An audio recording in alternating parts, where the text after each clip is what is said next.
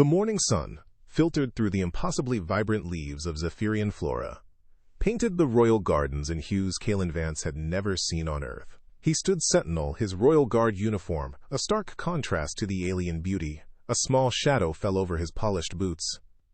"Kaelen?" Princess Lyra, her eyes wide with innocent curiosity, looked up. "Do you think the glowworms sing to the flowers?" He offered a gentle, reassuring smile. "Perhaps, Princess.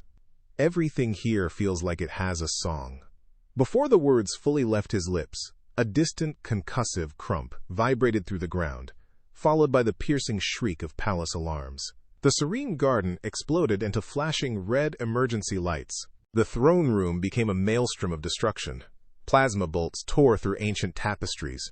Crystalline columns shattered, raining shards of light. Kaelen had just enough time to shove Lyra towards cover when a searing green lance of energy slammed into his left shoulder guard. He cried out, the impact throwing him violently against a massive, fallen chunk of crystalline architecture. Pain ripped through him, but his grip on Lyra, a small, trembling weight, remained iron-strong. He pulled her tight against his chest, shielding her with his own body as more plasma fire stitched patterns of ruin across the chamber. "Stay down, Princess," he gritted out, the words raw with pain and urgency, his breath hitching. "Stay absolutely still." A chilling, multi-layered chittering filled the air, the sound of the Umbral Legion. Their grotesque forms, all sharp angles and predatory grace, advanced through the smoke. Then came the wave, a silent, crushing pressure that slammed into Kaelen's mind. Most species would have collapsed, their thoughts a cacophony of terror, but Kaelen, a human, merely staggered, a familiar, disorienting static filling his head. It was like the worst of his anxiety attacks, magnified 1,000-fold, yet familiar. He'd wrestled with this kind of internal chaos his whole life. An umbral, its head tilting, sent a thought directly into his mind, a hiss of pure disdain. "Strange human. Your mind is broken, not open. You die with the princess." Kaelen squeezed his eyes shut for a moment, then opened them, a grim resolve hardening his gaze. Broken? Maybe, but not shattered. Kaelen's internal tactical display, a holographic overlay visible only to him, flickered into existence. 17 Umbral closing fast, his pulse rifle, 3 rounds remaining. 3 shots. 17 hostiles. The odds were beyond impossible. He remembered the crisp, cold air of the Montana wilderness, the quiet patience of tracking game, the absolute focus required to make one shot count. Humans, he thought, were built for adaptability, for making something out of nothing. These aliens, with their innate psychic powers, were like a single, powerful tool. He, however, was a whole toolbox. His anxiety, his depression, the constant internal struggle that had once felt like a weakness, had forged in him a unique mental resilience. It was a chaotic storm he'd learned to navigate, not suppress.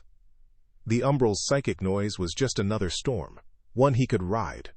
Wincing as he shifted his weight, the pain in his shoulder a dull throb, Kaelen turned his head slightly towards Lyra. Her small face was pale, but her eyes, wide with fear, were fixed on him, trusting. "Princess," he whispered, his voice hoarse, "when I move, you run to the emergency beacon behind your mother's throne. Don't look back." He felt her small, trembling hand briefly grip his arm, a silent promise.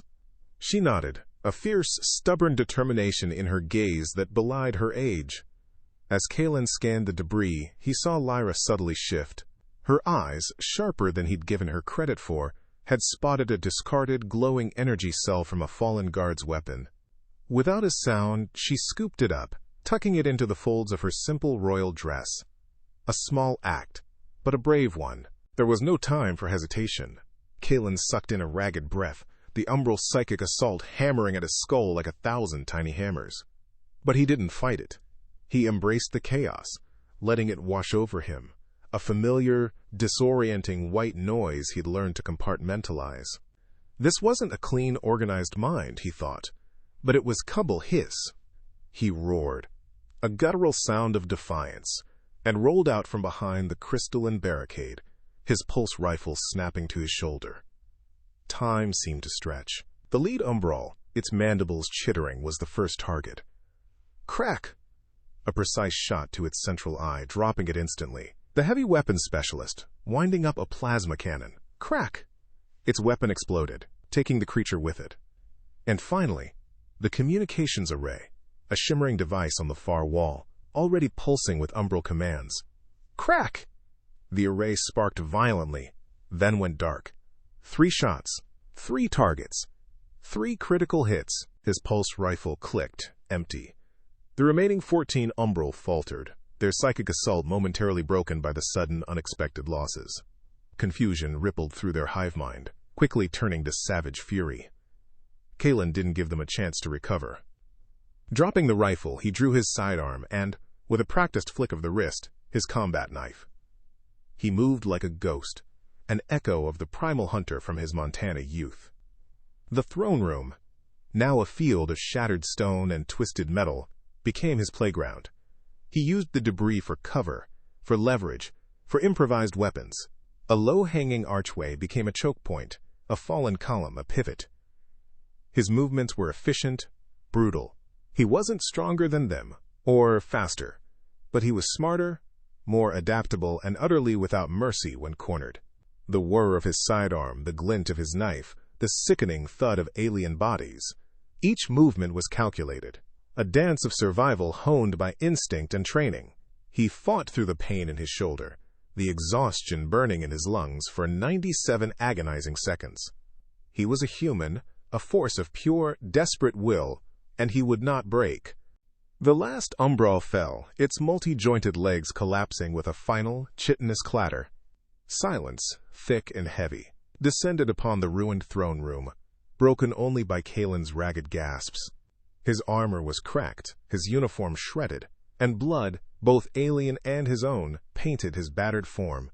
He staggered, the world tilting, and collapsed heavily beside the emergency beacon, his body screaming in protest.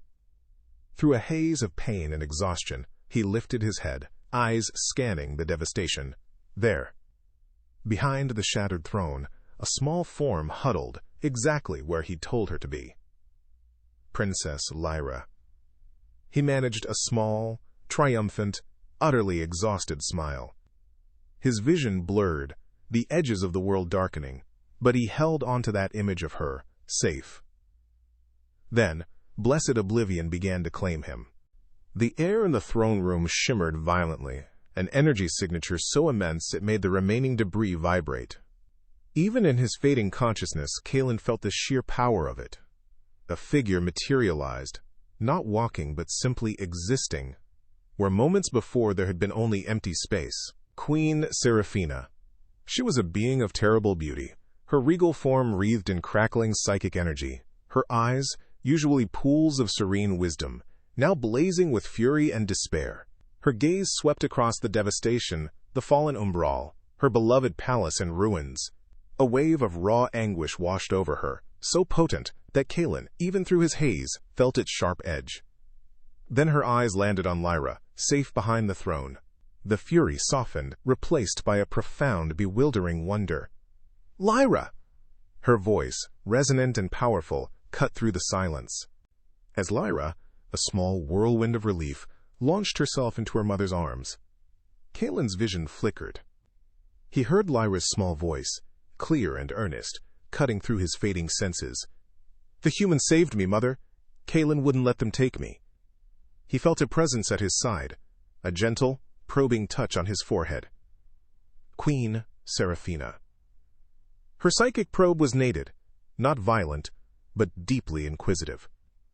She was searching, and Kaelen felt his mind, usually a fortress against such intrusions, lay itself bare. She wouldn't find raw psychic might, he knew, but something else entirely.